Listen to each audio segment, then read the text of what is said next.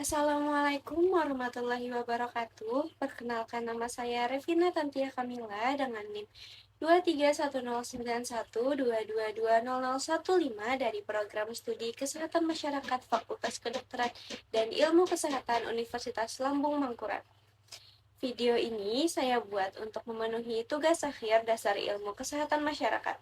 Pada video ini saya akan membahas 8 kompetensi sarjana kesehatan masyarakat. Namun, sebelum kita membahas 8 kompetensi sarjana kesehatan masyarakat, sebaiknya kita membahas sedikit apa itu sarjana kesehatan masyarakat. Jurusan Sarjana Kesehatan Masyarakat mempersiapkan lulusannya untuk siap menganalisis dan membina kesehatan masyarakat. Untuk itu, banyak hal yang harus dipelajari oleh mahasiswa jurusan Kesehatan Masyarakat. Antara lain, pendidikan kesehatan, standar keselamatan, wabah penyakit, perbaikan sanitasi lingkungan, dan masih banyak lainnya. Oleh karena itu, seorang sarjana kesehatan masyarakat harus memiliki 8 kompetensi sarjana kesehatan masyarakat yang tentunya dibutuhkan oleh masyarakat dalam kehidupan sehari-hari. Ada 8 kompetensi sarjana kesehatan masyarakat. Yang pertama, mampu melakukan kajian dan analisis atau analysis and assessment. Yang kedua, mengembangkan dan merancang kebijakan dan program kesehatan atau policy development and program planning. Yang ketiga, memahami budaya setempat atau cultural kompetensi atau local wisdom. Yang keempat, dapat berkomunikasi secara efektif atau communication skills. Yang kelima, melaksanakan pemberdayaan masyarakat atau community empowerment. Yang keenam, memahami ilmu kesehatan masyarakat atau public health science skills. Yang ketujuh, merencanakan keuangan dan terampil dalam bidang manajemen atau financial planning and management skills. Yang kedelapan, memiliki kemampuan berpikir dan berpikir secara sistem atau leadership and system thinking skills. Baik, di sini saya akan membahas lebih lanjut 3 dari 8 kompetensi sarjana kesehatan masyarakat.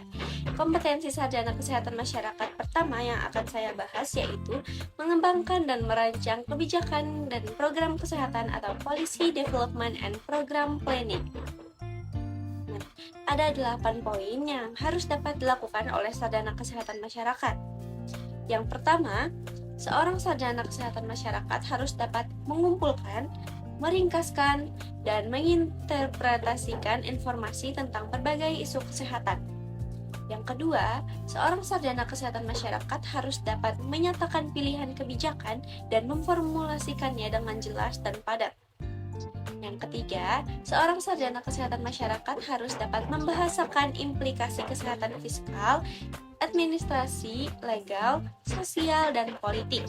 Keempat, seorang sarjana kesehatan masyarakat harus dapat menyatakan feasibility dan outcome yang diharapkan dari setiap pilihan kebijakan.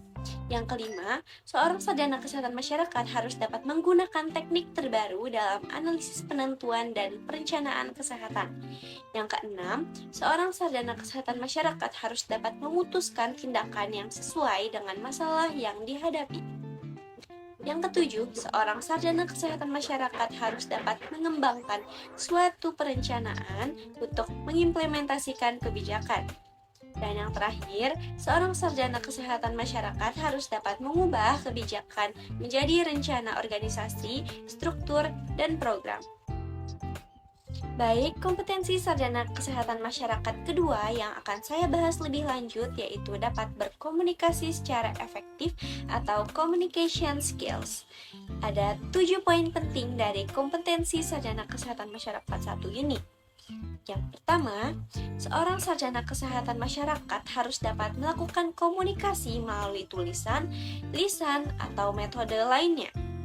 Kedua, seorang sarjana kesehatan masyarakat harus dapat meminta input dari individu dan organisasi. Ketiga, seorang sarjana kesehatan masyarakat harus dapat melakukan advokasi untuk program dan sumber daya kesehatan. Keempat, seorang sarjana kesehatan masyarakat harus dapat memimpin dan berpartisipasi dalam kelompok untuk memformulasikan isu kesehatan masyarakat yang spesifik. Kelima, seorang sarjana kesehatan masyarakat harus dapat menggunakan media, teknologi, dan jaringan untuk menyebarkan informasi. Yang keenam, seorang sarjana kesehatan masyarakat harus dapat memutuskan tindakan berkomunikasi yang sesuai. Yang ketujuh, seorang sarjana kesehatan masyarakat harus dapat mempresentasikan informasi yang akurat tentang demografi, statistik, program, dan saintifik kepada masyarakat profesional. Baik, kompetensi sarjana kesehatan masyarakat terakhir yang akan saya bahas lebih lanjut yaitu memiliki penguasaan ilmu kesehatan masyarakat atau Public Health Science Skills. Nah, pada kompetensi ini ada 8 poin penting sarjana kesehatan masyarakat. Yang pertama, seorang sarjana kesehatan masyarakat harus dapat mengidentifikasi kewajiban individu dan organisasi dalam konteks pelayanan kesehatan masyarakat esensial dan fungsi dasar. Kedua, seorang sarjana kesehatan masyarakat harus dapat mendefinisikan, menilai, dan memahami status kesehatan pada populasi, determinan, kesehatan, dan penyakit, dan faktor yang berkontribusi terhadap promosi kesehatan dan pencegahan penyakit. Yang ketiga, seorang sarjana kesehatan masyarakat harus dapat memahami perkembangan sejarah, struktur, dan interaksi antara kesehatan masyarakat dan sistem pelayanan kesehatan. Yang keempat, seorang sarjana kesehatan masyarakat harus dapat mengidentifikasi dan mengaplikasikan metode riset dasar yang digunakan dalam kesehatan masyarakat.